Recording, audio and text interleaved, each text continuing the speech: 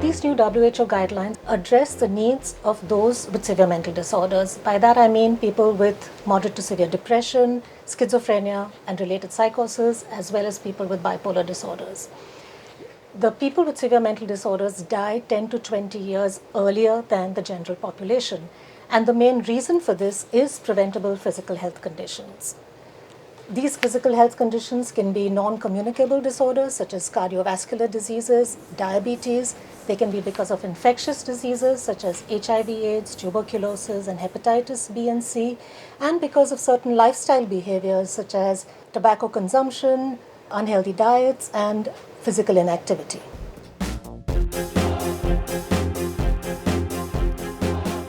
People with severe mental disorders do not access physical health care as easily as those without these conditions.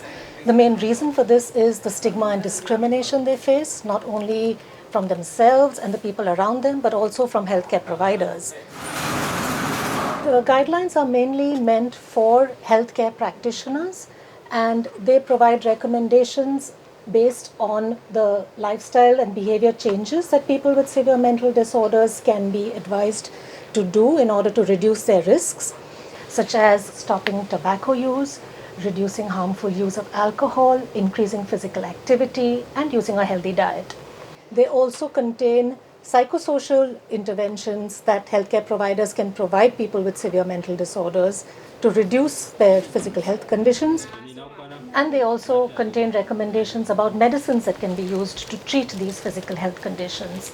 The important thing about use of medicines is that healthcare providers need to be aware of the drug interactions that can take place between the medicines that they're using for their physical health condition and the medicines that are used for their severe mental condition. It's important that healthcare providers are trained to deliver these interventions. It's also important to ensure that medicines are available that they can use to help people who have these physical health conditions. Families have a very important role to play in improving the health and lives of people with severe mental disorders. These guidelines will help them take note of the physical health conditions that might affect people with severe mental disorders, so they recognize these signs and symptoms. And also, families can play a broader role in the community, for example, addressing stigma and having community support groups that can also be very important in this context.